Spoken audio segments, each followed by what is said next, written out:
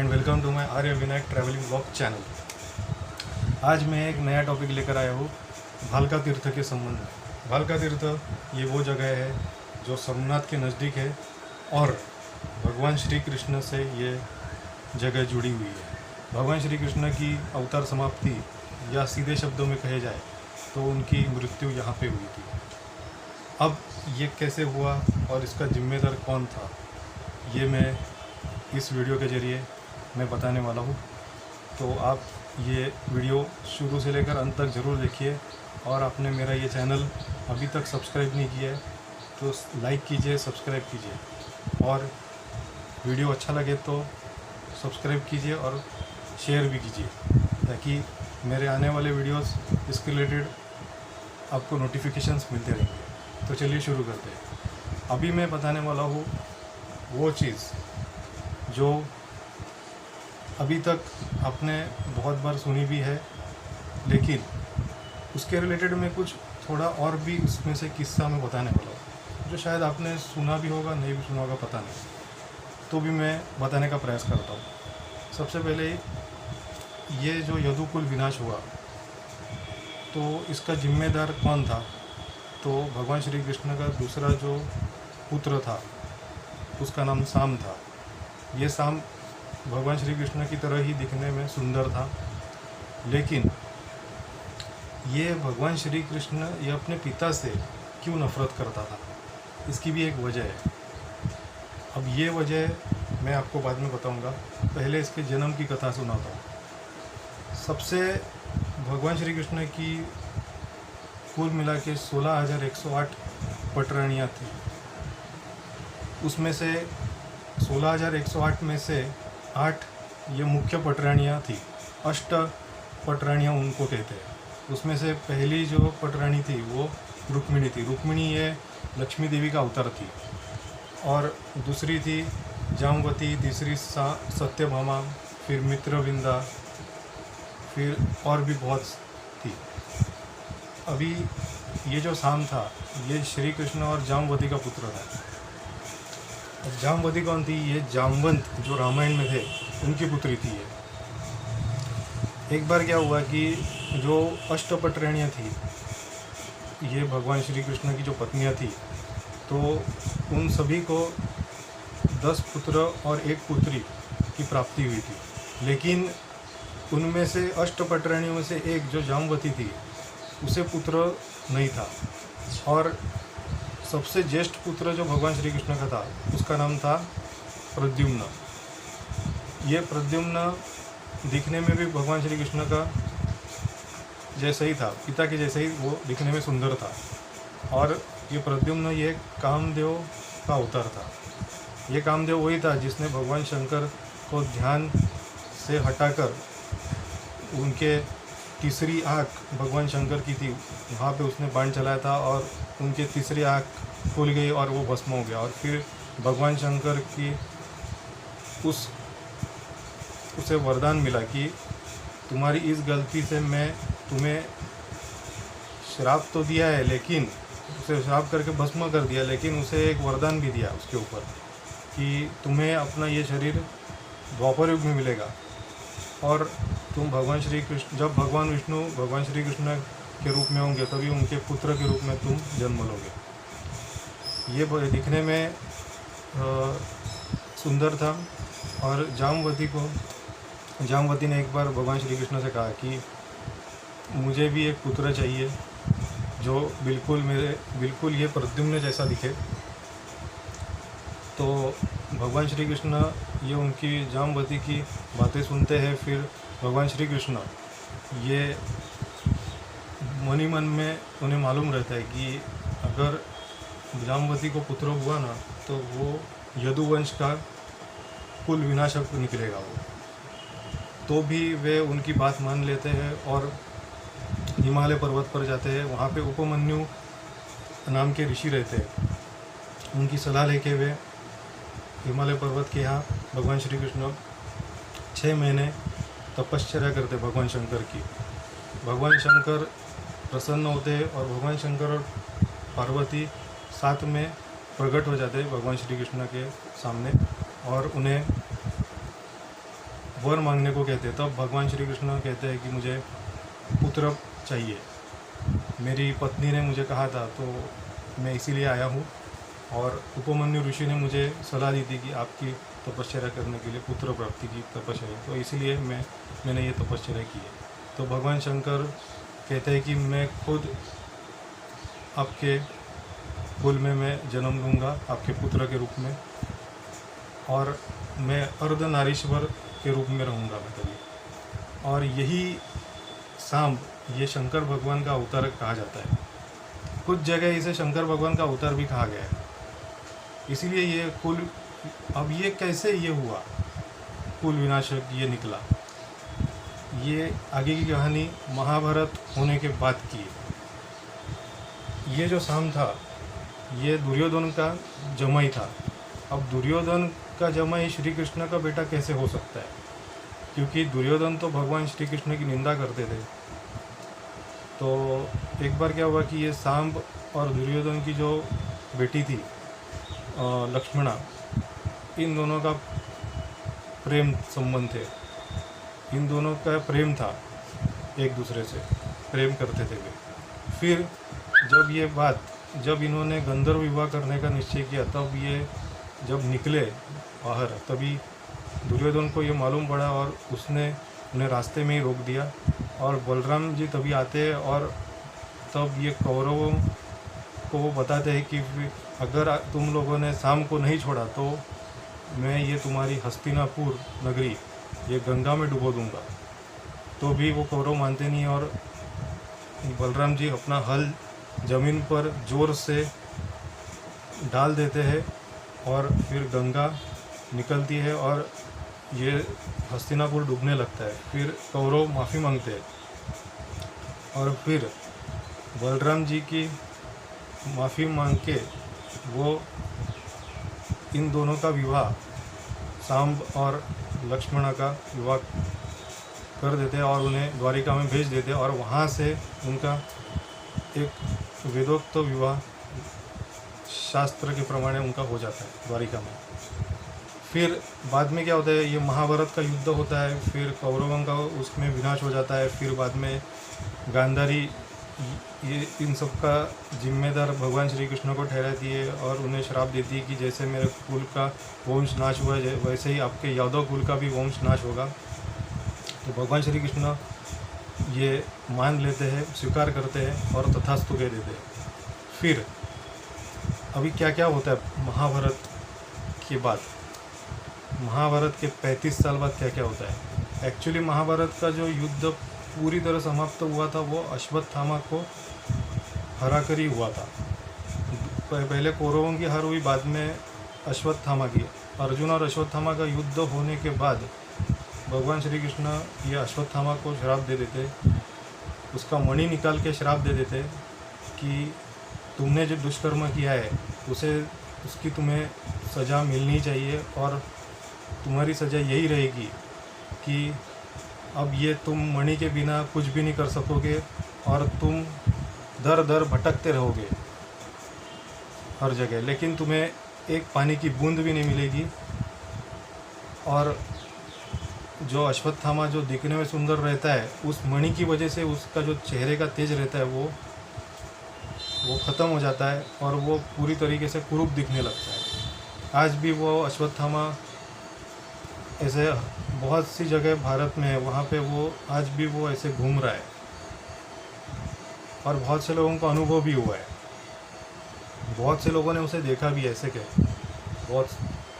और दूसरा, अभी ये सांब जो था ये कैसे यदुकुल विनाशक ये जिम्मेदार रहा, यदुकुल का विनाशक कैसे जिम्मेदार रहा ये, तो इसके पीछे की एक कहानी है कि ये जब सांब ये दिखने में सुंदर रहता है, लेकिन एक बार क्या होता है वहाँ पे द्वारका में ये जब घूम रहा होता है नगरी में, तभी वहाँ की गोपियाँ उसके सौंदर्य को उसको एक्चुअली अपने सौंदर्य पर घमंड आ जाता है और वहाँ पे वो गोपियाँ उसके सौंदर्य को देख के मोहित हो जाती है और भगवान श्री कृष्ण को यह बात मालूम पड़ जाती है। और फिर भगवान श्री कृष्ण इस अपने बेटे सांब को श्राप दे देते हैं कि तुझे कोढ़ होगा और फिर वो माफ़ी मांगता है अपने पिता की, और वो पूछता है कि इस श्राप का निवारण क्या है। तो वो बाद में वो भगवान श्री कृष्ण उसे कहते हैं कि तुम्हें सूर्य भगवान की तपश्चर्या करनी पड़ेगी, तभी ये तुम्हारा कोढ़ जो है वो तभी दूर हो जाएगा। तो वो सांब निकल जाता है और भगवान सूर्य की तपश्चर्या करता है और बाद में उसका कोढ़ निकल जाता है। अब ये सांब ने जो जहाँ पे तपश्चर्या की थी, कहते हैं कि वो आज जो कोणार्क जो सूर्य मंदिर है ओडिशा में, वहाँ पे उसने सूर्य मंदिर ये बनवाया। बाद में जब उसे मुक्ति मिली तभी उसने सूर्य भगवान का मंदिर बनवाया। अब जो वो टाइम पे था वो सूर्य भगवान का मंदिर, वो आज वो नहीं है अस्तित्व में। बाद में अनेक राजाओं ने वो उसे बनवाया। तो आगे जाके अभी मैं आगे की कहानी सुनाता हूँ। बाद में क्या हुआ, 35 सालों में ये पहला एक किस्सा हुआ। बाद में धीरे धीरे फिर प्रद्युम्न का बेटा हुआ जिसका नाम था अनिरुद्ध। अनिरुद्ध ये प्रद्युम्न की तरह ही वीर था। प्रद्युम्न ने शंबरासुर को मारा था।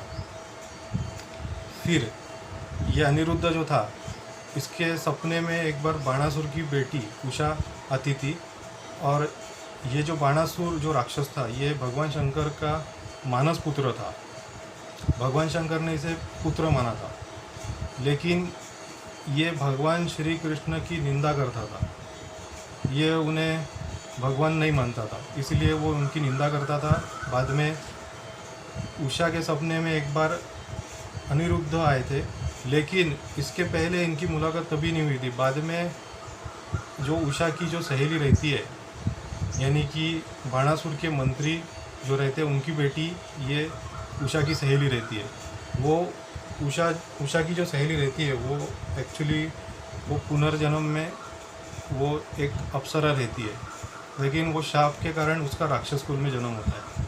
तब वो इस जन्म में भी उसका जो अंतर्नयन रहता है वो तभी वो काम में पड़ता है। तो कैसे कि वो कहती है कि कौन तुम्हारे सपने में आता है।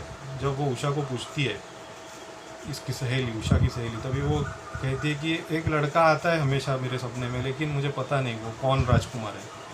तो वो कहती है कि एक काम करते हैं, उसका मैं पेंटिंग कर देती हूँ। बाद में वो पेंटिंग करती है, तब उसे पता चल जाता है कि ये तो भगवान श्री कृष्ण का पोता है। तो बाद में ये एक दिन क्या होता है, ये अनिरुद्ध को भी मालूम धीरे धीरे पड़ जाता है कि ये तो बाणासुर की भी बेटी है। तो बाणासुर से बचने के लिए अनिरुद्ध उषा को मिलने आता है और बाद में ये निकल जाते हैं। फिर क्या होता है कि ये कुछ भी नहीं होता बाद में ये ऐसा। फिर उषा अनिरुद्ध को ले जाती है, एक बार उसका हरण कर लेती है। तभी बाणासुर को मालूम पड़ता है कि ऐसा हो गया ये। फिर ये धीरे धीरे ये सब हो जाता है। ये भगवान श्री कृष्ण बलराम के साथ आते हैं और उन्हें मालूम पड़ जाता है कि बाणासुर ने पकड़ लिया है उनके पोते को। तो उनके बीच भगवान श्री कृष्ण और बाणासुर का युद्ध हो जाता है। और बाद में युद्ध होते होते भगवान श्री कृष्ण को मालूम रहता है कि ये भगवान शंकर का बेटा है। तो भगवान श्री कृष्ण भगवान शंकर का ध्यान लगाते हैं। फिर बाद में उन्हें बुलाते हैं। भगवान शंकर कहते हैं कि इसे अपने घमंड, ये अभी अपने घमंड में है, तो अभी इसे अपने, तो आपको इसका घमंड चूर करना है। तो भगवान श्री कृष्ण को कहते हैं कि आपके बिना ये नहीं संभव होगा। तो ऐसा हो जाता है। फिर भगवान श्री कृष्ण भगवान शंकर के रूप में उस बाणासुर को दर्शन देते हैं और बाद में बाणासुर माफ़ी मांगता है और बाद में ये दुश्मनी दोस्ती में बदल जाती है और अनिरुद्ध और उषा का विवाह होता है। अब बात आती है अभी सांब की, कि सांब अभी ये जो था भगवान श्री कृष्ण का पुत्र, तो ये कुल विनाशक कैसे बना। क्या हुआ कि जब महाभारत में ये दुर्योधन सहित सभी कौरवों का नाश हुआ, तभी ये दुर्योधन का जमाई ये सांब जो था, आखिर में सांब ये दुर्योधन के ससुर थे और भगवान श्री कृष्ण की वो निंदा इसीलिए कर रहा था कि उन्हीं कि अपने पिता के भगवान श्री कृष्ण के हाथों ही ये दुर्योधन की मृत्यु हुई है। इसीलिए वो जिम्मेदार अपने पिता को वो ठहराता था। तब भगवान श्री कृष्ण उसे ज़्यादा ध्यान नहीं देते थे, लेकिन उसे डांटते ज़रूर थे, उसे समझाने की कोशिश करते थे, लेकिन वो नहीं समझता था, वो मदिरा पीता था। फिर एक दिन क्या हुआ कि इसी मदिरा ने उसे एक ऐसे विनाश में ढकेल दिया जो होना ही था, जो विधि लिखित था। तो जो गांधारी का श्राप 35 साल बाद जो सच ये घटना होने वाली थी वो धीरे धीरे होने लगी। एक दिन द्वारका में हर जगह काले बादल छा गए, फिर बहुत सी चीज़ें ऐसे अनर्थ में बदल गई, धीरे धीरे बहुत कुछ हो गया, बुरा होने लगा। फिर यादवों का घमंड बढ़ने लगा, उनकी बुद्धि भ्रष्ट होने लगी, और धीरे धीरे देखते देखते ये सांब ये और भी बिगड़ गया। और ये यादवों के साथ मदिरा पीते वक्त उन्हें एक मस्करी सूझी कि बाहर एक ऋषि बैठे हैं तप करने, बहुत दिन से तप कर रहे, तो आज इनके साथ एक मस्ती की जाए। तो क्या करते हैं कि ये सांब जो रहता है उस ये यादव कुल के उसे साड़ी पहना देते हैं और ये ऋषि के सामने खड़े कर देते हैं, और बाद में फिर ये हो जाता है। फिर वो पूछते हैं ऋषि को, ये जो स्त्री है वो गर्भवती है कि नहीं। तो वो ऋषि ध्यान से हट जाते हैं, उनका ध्यान हट जाता है। फिर बाद में वो उसे श्राप दे देते हैं। उनको मालूम पड़ जाता है कि ये भगवान श्री कृष्ण का पुत्र है सांब, और ये मुझे जानबूझ के चिढ़ाने के लिए आए हैं, तो उसे वो श्राप दे देते कि इसके पेट में मुसल होगा। अब इसके पहले क्या हुआ था कि यशोदा माता और भगवान श्री कृष्ण की लास्ट मुलाकात हुई थी द्वारका में। नंद यशोदा एक बार आते तो भगवान श्री कृष्ण की उम्र 125 साल की रहती है, तभी भगवान श्री कृष्ण 125 साल के रहते हैं। तभी इनकी आखिरी मुलाकात यशोदा माता से होती है, और भगवान श्री कृष्ण के द्वारका के राजा होने से इनको आनंद मिलता है नंद यशोदा को। लेकिन क्या होता है बाद में कि फिर ये हो जाता है। फिर बाद में यशोदा माता कहती है भगवान श्री कृष्ण को कि मैंने तुम्हारा बचपन देखा, जवानी देखी, लेकिन बाद में मैंने तुम्हारी शादी नहीं देखी। तो भगवान श्री कृष्ण कहते हैं कि कलयुग में मैं वेंकटेश्वर नाम से अवतार धारण करूँगा वेंकटाचल पर्वत पर, वहाँ पे मैं बालाजी के नाम से प्रसिद्ध होऊंगा, और आप मेरी माता बकुला के नाम से विख्यात होंगी। तो आज का जो तिरुपति बालाजी है मंदिर, ये वही मंदिर है जिसका मैंने अभी उल्लेख किया। तो अभी आता हूँ मैं सांब के ऊपर। मैंने जो कहा कि सांब को जो श्राप दिया ऋषि ने मुसल होने का, मुसल यानी कि जो पत्थर रहता है, पत्थर का वो डंडा रहता है वो, तो उसके पेट से बाद में मुसल निकला। बाद में इन यादवों की जो बुद्धि थी वो भ्रष्ट हो गई, फिर वो आपसी मतभेद करके प्रभास क्षेत्र आ गए।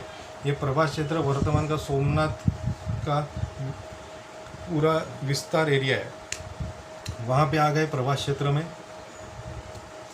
ये प्रभास क्षेत्र में समुंदर है, सोमनाथ का मंदिर है, वहाँ पे जंगल है, ये वहाँ पे आए।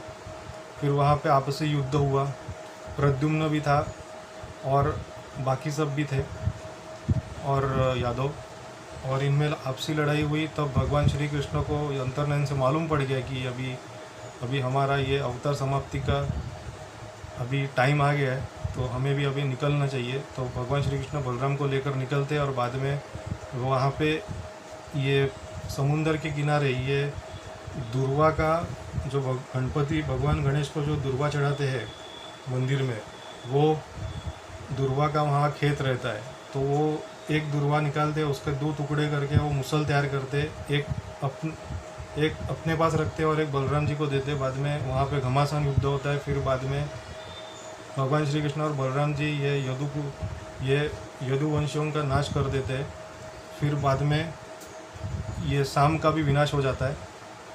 फिर प्रद्युम्न रहता है कि नहीं मुझे पता नहीं उसमें, आप ज़रूर बताइए, अगर आपने ये स्टोरी पढ़ी होगी तो उसमें मुझे ज़रूर बताइए, क्योंकि मैंने प्रद्युम्न का उसमें नाम नहीं सुना है। बाद में क्या होता है कि संहार हो जाता है यदुवंशियों का। बाद में भगवान श्री कृष्ण वहाँ पे एक पीपल के पेड़ में सो जाते हैं। फिर बलराम थोड़ी दूर जाते हैं। बाद में क्या होता है कि ये रात का वक्त रहता है तभी वहाँ पे एक जरा नाम का एक भील जाति का आता है शिकार करने के लिए हरण का। तभी वहाँ पे एक छोर के यहाँ भगवान श्री कृष्ण सोए हुए रहते हैं और दूसरे छोर पे ये जरा नाम का भील आया हुआ रहता है। तब भगवान श्री कृष्ण वो एक्चुअली सोए हुए नहीं रहते, वो ये इंतज़ार में ही रहते कि वो जरा कब आएगा, क्योंकि उन्हें पहले से ही मालूम था कि अभी उनकी अवतार समाप्ति होने वाली है और ये अवतार समाप्ति ये जरा के हाथों ही होने वाली है। इसीलिए तो जैसे ही उस जरा को एक पानी में एक प्रतिबिंब दिखता है हिरण का, तभी वो क्या करता है कि वहाँ उसे लगता है कि हिरण है, तो वो हिरण समझ के वो बाण चला देता है। तो वो बाण लगता है भगवान श्री कृष्ण के पैर पर। अब ये बाद में क्या होता है, भगवान श्री कृष्ण को पैर पे लगने से उन्हें ज़ोर ज़ोर से दुखने लगता है और वो ज़ोर ज़ोर से चिल्लाते हैं।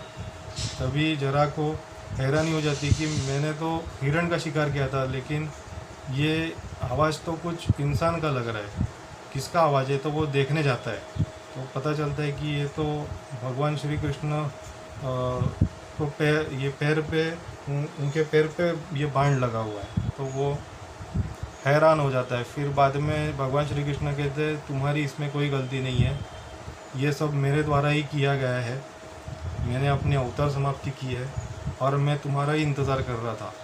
तो भगवान श्री कृष्ण ऐसा कह के उससे उस जरा को, उस बहेलिए को वो अपना पुनर्जन्म बताते। तो ये जरा जो रहता है ये पिछले जन्म में सुग्रीव का भाई बाली रहता है। जब भगवान श्री कृष्ण भगवान राम के रूप में रहते, रामावतार में रहते, तभी वो भगवान राम उस बाली और सुग्रीव के युद्ध में बाली को पीछे से वो बाण चला देते। तब वो बाली बोलता है कि आप शूरवीर होते हुए भी आपने मुझे अपने पीठ से वार किया। तभी भगवान राम कहते हैं कि तुमने जो दुष्कर्म किया है उसकी मैंने सजा दी है तुम्हें। तो बाद में ऐसा कह के भगवान राम तभी कह देते उस वक्त कि आगे जाके तुम्हें अगर ये बदला, तुम्हें लगता है कि ये मैंने गलत किया है, तो मैं तुम्हें एक वर ये भी दे देता हूँ, तुम्हें ये बदला लेने का ये अवसर ज़रूर प्राप्त होगा। अगले जन्म में मैं कृष्ण अवतार में रहूँगा, तभी तुम जरा नाम के भील होंगे, तब तुम मेरा इसी तरीके से शिकार करोगे। और इस तरीके से भगवान श्री कृष्ण की मृत्यु हो जाती जरा के हाथों। और आज उस जगह का नाम जो भालका तीर्थ पड़ा है, ये उसी जरा के वजह से पड़ा है। आज भी वो पीपल का पेड़ जहाँ भगवान श्री कृष्ण सोए थे, वहाँ पे वो आज भी उपस्थित है। वो मंदिर उसी के ऊपर वो बनाया हुआ है। वहाँ पे भगवान श्री कृष्ण की मूर्ति और जरा की भी मूर्ति है। वो माफ़ी मांग रहा है और भगवान श्री कृष्ण से लेटे हुए हैं। और बाद में क्या होता है कि उनकी अवतार समाप्ति के बाद बलराम जी आ जाते हैं। बाद में वो कहाँ गए होते पता नहीं, लेकिन वो आ जाते हैं। तभी वो भगवान श्री कृष्ण के पार्थिव शरीर को वहाँ पे त्रिवेणी संगम करके घाट है भालका तीर्थ के नज़दीक, सोमनाथ और ये भालका यहाँ पे वो नज़दीक है भालका तीर्थ के यहाँ। तो त्रिवेणी संगम, वहाँ पे 3 नदियों का संगम है, समुद्र में उसका संगम है। वहाँ पे भगवान श्री कृष्ण के पार्थिव शरीर का अंतिम संस्कार हो जाता है। अंतिम संस्कार होने के बाद भगवान बलराम जो है वो वहाँ के नज़दीक के गुफा में वो चले जाते हैं, उसके अंदर प्रवेश करके अपनी अवतार समाप्ति कर देते हैं। और वहाँ पे मुझे लगता है शायद उस गुफा का नाम शेषनाग गुफा रखा हुआ है। ये बहुत पहले मेरे पढ़ने में आया था ये। बाद में अभी थोड़ा सा टूरिज़्म के बारे में बता देता हूँ। तो अभी भालका तीर्थ आने के लिए आपको क्या करना पड़ेगा, पहले अगर आप जूनागढ़ में आते हो तो जूनागढ़ से सोमनाथ जाओगे, तभी सोमनाथ से आते वक्त ये 4 किलोमीटर पड़ता है भालका तीर्थ। आते वक्त आपको ये दर्शन करने को मिलेगा भालका तीर्थ का। वहाँ पे ये वेरावल में उपस्थित है भालका तीर्थ। तो वेरावल ये जूनागढ़ के नज़दीक का शहर है और सोमनाथ से एकदम नज़दीक है। वेरावल में पहले ये भालका तीर्थ देखने जैसा है, फिर त्रिवेणी संगम है, फिर चौपाटी बीच है वहाँ का, फिर सोमनाथ मंदिर में भी, सोमनाथ मंदिर जो बनाया हुआ है वो समुंदर के किनारे ही है वो, तो वहाँ पे वो भी बीच है और 2-3 मंदिर भी है। और जो लोग जूनागढ़ में जाते हैं तो वहाँ पे उनको गिरनार देखने जैसा है, फिर नरसिंह मेहता का घर, फिर दामोदर कुंड, गिरनार पर्वत, दत्त महाराज की जो पादुका है, दत्त शिखर उसे कहते हैं। फिर दूसरा शिखर पार्वती माता का है, वहाँ पे अम्बे माता के रूप में है। फिर अम्बे माता के रूप मंदिर के नीचे नेमिनाथ भगवान का मंदिर है, जैन मंदिर। वहाँ पे अभी रोपवे बनाया हुआ है। अभी जब ये कोरोना ये कब जाएगा पता नहीं, लेकिन जब ये जाएगा तभी आप यहाँ पे ज़रूर जाइएगा देखने के लिए। ये बहुत अच्छी जगह है और अभी तो वेल मेंटेन भी किया हुआ है सब। अभी क्या क्या डेवलपमेंट होती है पता नहीं। तो आपको ये कैसा वीडियो लगा ये मुझे ज़रूर बताइए। लाइक कीजिए, शेयर कीजिए, सब्सक्राइब कीजिए और आप मुझे ज़रूर बताइए कि आप यहाँ पे गए थे तो आपको कैसे लगा। और आप मुझे सजेस्ट भी कर सकते हैं कि मैं और कौन कौन से वीडियो कौन कौन से टॉपिक लेकर आऊँ, तो उसके ऊपर मैं ज़रूर ध्यान दूँगा और बनाऊँगा वीडियो। So thank you.